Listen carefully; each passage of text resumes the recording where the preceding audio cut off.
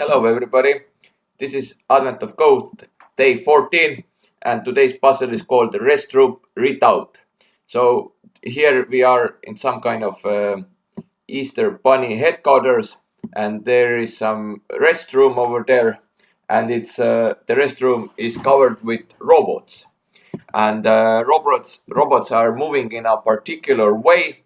And so you make a list of all the robots that are over there in this restroom. And you can see that they are in this kind of order. So that first it is pointed out where the robot is located currently and to where it's moving, its velocity. Each robot has its own current position and its velocity. And you need to find out where are those robots in 100 of seconds. Yeah, so this is the position and this is the velocity. And yeah, so in the example, they are located like this. And if you just check out one of those robots, let's say that the robot is located in this position and its position is 2 and 4, its velocity is 2 to the right and -3 in vertical axis. So yeah, so this robot in 1 second it moves 2 to the right as it says in the velocity and 3 upwards, 1, 2, 3. So after 1 second it's over here and next time it moves 1 and 2 to the right and then if it's out of the restroom bounds, it will come up from the other side. So this one it moves 2 to the right and 1, 3 and 4. So it comes here and so one more time. If it moves 2 to the right and 3 to the up, it will be here like it is. And then it's the same thing, 2 to the right and then 1, 2, 3. It moves here and from this grid on it also changes its position from right side of the bathroom to the left side. So it becomes so 1, 2 and 3 and 4. Yes, so this is how the robots are moving and we need to figure out where they are located after 100 of seconds. Yeah, so if we had the robots that were listed before, then they are first they are located like that, and then you have to figure out in which quadrant of the bathroom they are, and so that the middle ones are removed. Yes, and then you need to just like multiply the sum of the robots in every quadrant, and you have to multiply them together. So yes, so this is the puzzle. The real data is a lot bigger, and yeah, so let's get started. Let's get I get my Python file over here. I put test data to the input, and let's start to solve it. So as this puzzle said, it was that the test data had 11 tiles it's wide and 7 times tall, but the real data is 101 tiles wide and 103 times tall. So let's see somehow. Let's see x length, y length. It was, what was it? 11 and 7, and real data. Let's write the real data as well. It was 101 and 103. So yes, currently we can just like comment out the real data. We can just use test data, and later if the test data works, we just swap them over. We can point out the seconds. Seconds we had, the seconds was 100 second, And yeah, it does not look that difficult. It is just that you take the first coordinate, then you multiply this velocity by the seconds, and then you just take some modulus out of it. So this is how it should be. I even think that we don't need to store them to any array. I think maybe we have to, but let's see. I just take some array, but let's try to get this data to the data object. Let's say so that for k in open input.txt. Yeah, now we need to somehow split this input text as a computer readable stuff. So first thing, let's do that. I will comment out. So first I will do that array equals, let's split it first from the middle, from this v part. Array equals k dot split, maybe split from 0 space v, like that. And then let's do that. Let's get the velocities. So it's array. Let's see, 0th element. Let's see. Let's first remove this p equals. We don't need that. Array that replace. Let's see, p equals. We don't need that. Just replace it with nothing. Now let's get x start and y start. Somehow it is array 0 dot split. Wait, no. Let's put the initials like this.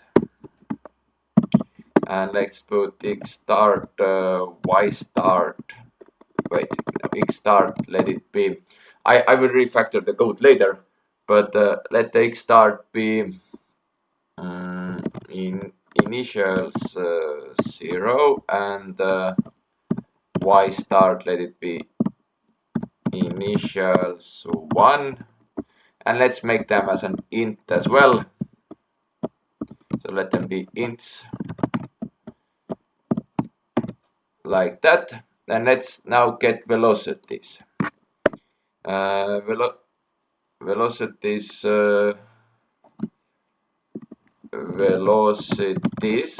let it be like that. So that array 1 dot split, and let's split it from the comma place, and let's put velocity x and velocity y. So it's velocities 0 and velocities 1, and let's put both of them, let's convert them already to the int values as well. Yes, like this. Yeah, so maybe let's just print it out first. Print x start, y start, velocity x, velocity y. Let's see what our program does. Does it gives us any exception? All right. So what it is? Initials.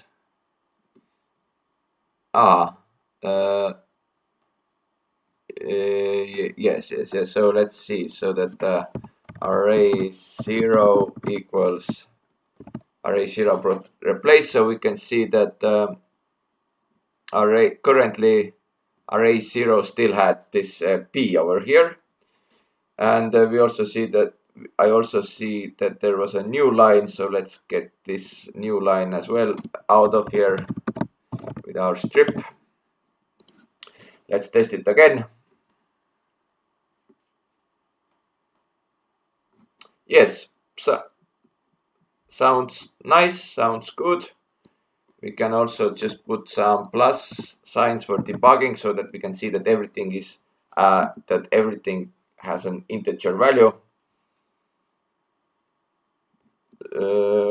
Yeah, the output looks good right now. All right, now let's try to get the end value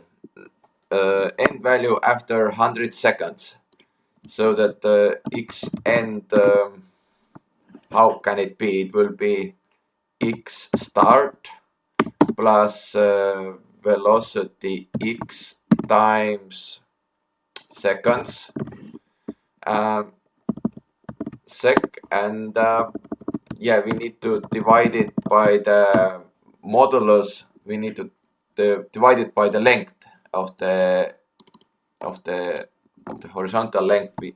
So let's divide it by the x length, and if the x start and this velocity, if this sum is also more than the length of the bathroom, then we need to divide it one more time with the x length, like that. And the same thing goes to y length, y end. Let's say y end equals y start plus velocity y times sec divided by y length, and then we take modulus for all of this thing. And yeah, so what was the question over here? Our question was that we need to determine which ones at the end they are in quadrant 1, quadrant 2, quadrant 3, and quadrant 4. We need to check that out. We can do that. I Googled it a little bit. It was that so it's for both of those grids, it's a odd number of elements in both directions, both to the test data and both to real data. So for test data, it should be like 5 and 3, I guess, and for real data it's 100, so it's 50 and 51. I think it should be like that. So let's say middle x, middle y. It's I found it out somewhere. It was if you do it x length more and divide it 2 times. So this thing returns the integer of the middle, and the middle y is the same thing, modulus 2. And we can also print it out, middle x, middle y, to see if they are in the middle. Let's see. Let's see what the. So this should give us 5 and 3. I hope 5 and 3. Yes. So this is how we got the middle, the middle of the middle integer. All right. Very good. And yeah. So we are about to get it. I will also make new variables over here. So we needed to find in which quadrant they are. So let's store some variables over here. Like let's say quadrant 1, quadrant 2, or corner 1, corner 4. Let them be like this. And so now we just need to do some checking. Let's see if they are in the middle. If they are in middle, then we just should continue. We don't check anything. So if x end equals middle x, or y end equals middle y, then we don't do anything. We just continue. If you can, yeah. So the next thing is if x end is less than middle x, and y end is less than middle y. So this is the top left corner. So let's call it is a corner 1 plus equals 1. Else if it was the top left, now it's top right. So for top right, x end is bigger than middle x, and y end is still lower than middle y. Let's call it quadrant 2, and let's increase the quadrant 2. Then it's top left, top right, bottom right. For bottom right is x end is bigger than the middle, and y end over here is bigger now than middle y. So let's call it quadrant 3 plus equals 1, and else if we could just do that else quadrant 4 plus equals 1, but I still want to write it. So x end equal, now it's x end is less than middle x, and y end is this time bigger than middle y. And then let's say quadrant 4 plus equals 1. And if something goes bad, I will just raise some exception. Raise exception shouldn't get here. All right, and then print the sum. It's sum 1, sum 3, and sum 4. Let's see what we're gonna get. I remember that the test result was 12. If we got 12, then we have the correct answer. It's 12. We got the correct answer, 12. Yes. So if I put the real data here, let's see with the real data, we can remove those out as well. So I got something like that, something that ends with a 300. Yes, and I also need to change the length over here, up over here at the up. Yes. Forgot about that. So my answer was 7,623. What happened? I don't know what happened. Anyway, this is how it should be. I need to check what's wrong over here, but this is how it is. Yeah, the part 1, I did it quite the same thing, and I don't know. Well, we can test it. Well, I think I will leave it here. The code is in the description, and yeah, this is how it is. Now for the part 2, the part 2 was a tricky one. This was that it was even tricky to understand what happened over here.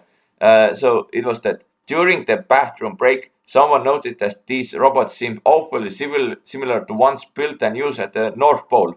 If they're the same type of robots, they should have hard-coded Easter egg. Very rarely, most of the robots should arrange themselves into a picture of a Christmas tree. And so the question is, what is the fewest number of seconds that must elapse for robots to display the Easter egg? So it was a little bit tricky to understand what should the robots display themselves as Easter eggs or as a Christmas tree. At first I thought that they should be Easter egg, but the Easter egg is a picture of a Christmas tree. So yeah, in part 2, you have to somehow check when they will form as a Christmas tree. Yeah, so that one was a little bit trickier one. And yeah, from the advent of code solutions, I get this solution from the Noble Mushak. who said that in order to find a Christmas tree, you can check that after how many seconds none of the places, none of the robots are in the same place. So that was the trick. Yeah, so first I also had quite a long time how to get this thing. I even made a so that 1 second, and then I printed out the grid, and then got something.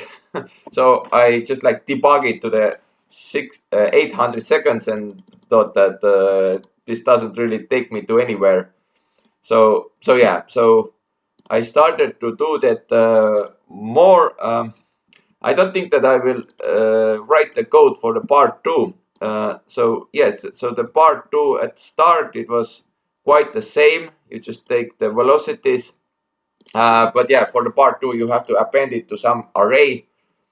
And what did I do over here is that I counted the seconds, and I did this kind of method that I will just increment the elements by 1, and then I will just do loop that to check if 2 elements are in the same spot.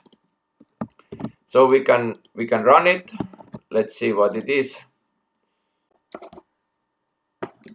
Where is my Christmas tree? Aha, all right.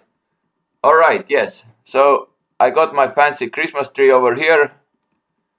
All right. Yes. So this is how the Christmas tree looks like.